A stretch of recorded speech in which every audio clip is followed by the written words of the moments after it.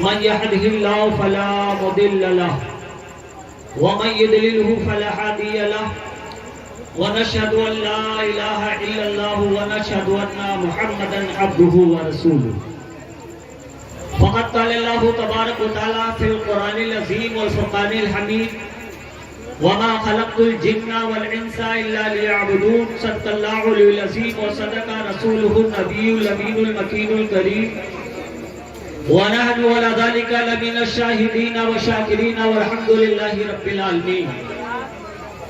باد توحید کے متوالو، شمع رسالت کے پروانوں، ایک مرتبہ ہم اور آپ مل کر نبیوں کے نبی، اماموں کے امام، جن کی بارگاہ میں اعلیٰ حضرت عجیب البرکت یوں ارشاد فرمائے، مصطفیٰ جان رحمت پہ لاکھوں سلام، شمع بزم ہدایت پہ لاکھوں سلام، اور شہر یار ارم تاج دار حرم نو بہار شفاعت پہ لاکھوں سلام.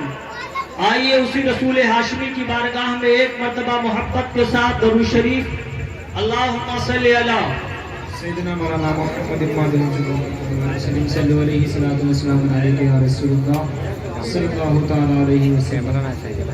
ہم غریبوں کے پیارے آقا ارشاد فرماتے ہیں کہ ناک رگڑ کے مر جائے وہ انسان تو میرا ذکر سنے اور مجھ پہ درود پاک نہ پڑھے. سبحان اللہ. اور جب درود کی بات آئی، آپ سے کہا گیا تو کوئی موفلی چلا رہا ہے، کوئی موبائل چلا رہا ہے، کوئی ویڈیو لے رہا ہے. اور آقا صلی اللہ علیہ وسلم ارشاد فرماتے ہیں کہ ناک رگڑ کے مر جائے وہ انسان تو میرا ذکر سنے اور مجھ پہ درود پاک نہ پڑھے. اب اگر تھوڑا سا حیا اور شرم ہو تو جی لگاؤ آقا کی بارگاہ میں اور محبت کے ساتھ درود شریف اللہم صلی علی بارک وسلم صلاۃ و سلام علیک یا رسول اللہ علیک صلاۃ و سلام. عادت کے مطابق نعت مصطفیٰ صلی اللہ تعالی علیہ وسلم کے دو چار شعر پیش خدمت ہیں، سماعت فرمائیں.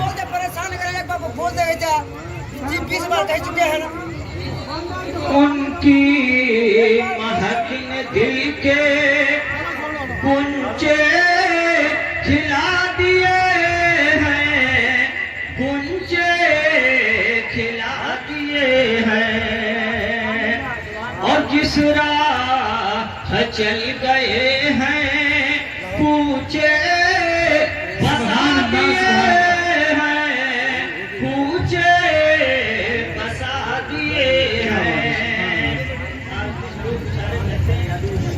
کہ نبی میری طرح تھے، ہم کھاتے ہیں نبی کھاتے تھے، ہم چلتے ہیں نبی چلتے تھے، ہم سوتے ہیں نبی سوتے تھے. آؤ ذرا نبی کی بارگاہ میں، گرمیوں کے ایام ہیں، اللہ کے پیارے رسول آرام فرما ہیں. حضرت ام سلیم آئی اور سرکار کے جسم پاک سے نکال کر پسینہ ایک شیشی میں جمع کرنے لگی. آقا بیدار ہو گئے.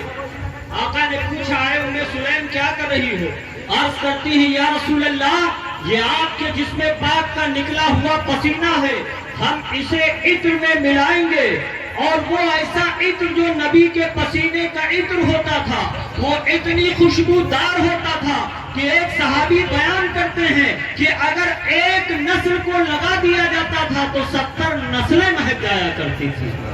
اعلیٰ حضرت عجیب البرکت اسی کو ارشاد فرماتے ہیں، ان کی مہک نے دل کے گنچے کھلا دیے ہیں، گنچے کھلا دیے ہیں، اور جس راہ چل گئے ہیں پوچھے بسا دیے ہیں، پوچھے بسا دیے ہیں. آج بریلی والے اعلیٰ حضرت کیا کرتے ہیں. اعلیٰ حضرت کا عشق ملاحظہ کرو. اعلیٰ حضرت عجیب البرکت مجدد دین و ملت فاضل بریلوی کے جب وصال ظاہری کا وقت آیا، اعلیٰ حضرت نے اپنے پاس بیٹھنے والے لوگوں سے کہا، اے لوگوں، جب احمد رضا کی روح کف سے انصری سے پرواز کر جائے، احمد رضا ظاہری دنیا سے پردہ کر جائے، تو احمد رضا کی قبر جب بنانا تو نہیں سبحان اللہ. لوگوں نے سوال کیا کہ حضور میں نے بہت سی کتابوں کا مطالعہ کیا، میں نے بہت سی کتابوں کا جائزہ لیا، میں نے بہت سی کتابوں کو پڑھا، لیکن کسی کتاب کے اندر یہ نہ دیکھا کہ قبر بنائی جائے تو گہری بنائی جائے. سنیوں جواب دے دو ان لوگوں کو. اعلیٰ حضرت نے ارشاد فرمایا تھا کہ قبر گہری اس لیے بنانا جب تک احمد رضا دنیا کے اندر رہا، بغیر نبی کو دیکھے پڑھتا رہا. مصطفیٰ جان رحمت پہ لاکھوں سلام، ہدایت پہ چہرہ یار ارم، تاج دار حرم، نو بہار شفاعت پہ لاکھوں سلام. تو جب اعلیٰ حضرت احمد رضا نبی کو بغیر دیکھ کے کھڑا ہو کے سلام پڑھتا رہا، تو قبر میں سرکار تشریف لائیں گے. احمد رضا کو یہ گوارا نہ ہوگا کہ احمد رضا بیٹھا رہے اور آقا تشریف لے جائے. سبحان اللہ. کیا بات. سبحان اللہ. نہیں کرتے ہو. مانا عرب نے تجھ کو یہ گانا گایا، عجم نے تیرا کرانا، مانا ہے تجھ کو سارا زمانہ. حامی سنت اعلیٰ حضرت اور چیخ پڑے لٹ کے بہبڑے، اور دیے ہر ایک کے جبڑے، اور کیا خوب چلایا. حامی سنت اعلیٰ حضرت. تم سنیوں سے اعلیٰ حضرت کی شان پوچھتے ہو.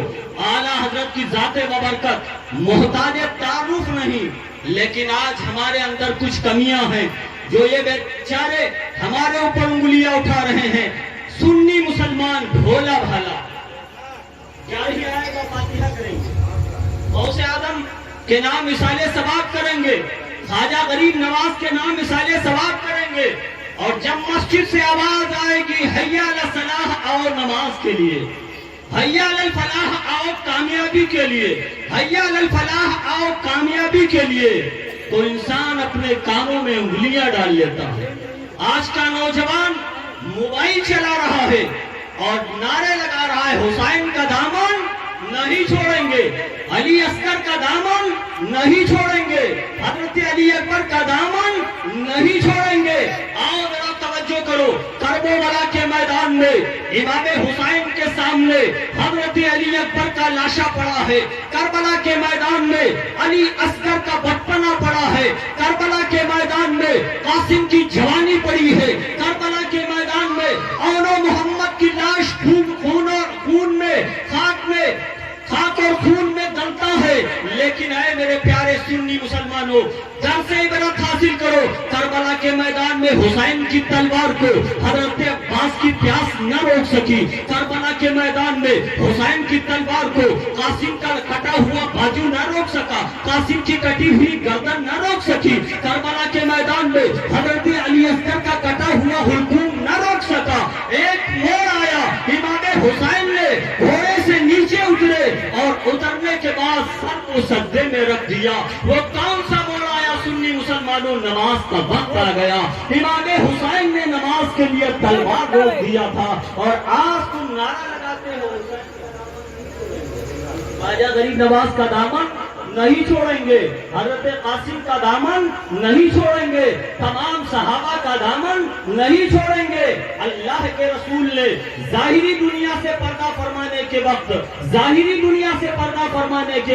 یہ وصیت کیا تھا کہ اے میرے پیارے صحابہ، میرے ظاہری دنیا سے پردہ کرنے کے بعد میری روح کو تکلیف نہ پہنچے. کیا کہا تھا؟ بولو یار، بہت گرم لگ رہا. بولو کیا کہا تھا؟ کہ میرے ظاہری دنیا سے پردہ فرمانے کے بعد میری روح کو تکلیف نہ پہنچانا. صحابہ رونے لگے. اللہ کے پیارے نبی صلی اللہ علیہ وسلم ارشاد فرمائیے. تو آقا نے یہی وصیت کیا تھا کہ اے میرے پیارے صحابہ، نماز نہ پڑھ کر کے میری روح کو تکلیف پہنچانا. جس طریقے سے تمہارے زندگی کے حالات ہمیں روزانہ معلوم ہوتے ہیں، اسی طرح ظاہری دنیا سے پردہ کرنے کے بعد اللہ کے نبی کو ہر امتی کی خبر رہتی ہے.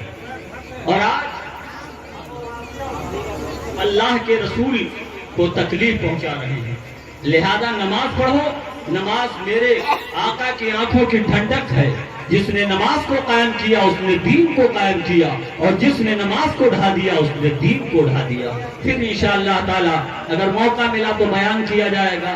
ابھی پور ہم کافی بھی پڑھائے ہیں، آپ نے تو میری 12 تقریر سنی ہوگی. اب باہر سے آنے والے حضرات، علماء کرام، شورا اسلام، اس اسٹیج کے اوپر جلوہ فرما ہے. انشاءاللہ تعالی یکے بعد دیگر ایک آئیں گے، آپ کو اچھے اچھے بیانات سے مشرف فرمائیں گے. لیکن شرط یہ ہے طوفان نوح لانے سے طوفان نوح لانے سے ہے کون فائدہ؟ ایک بوند ہی کافی ہے اگر اثر کرے.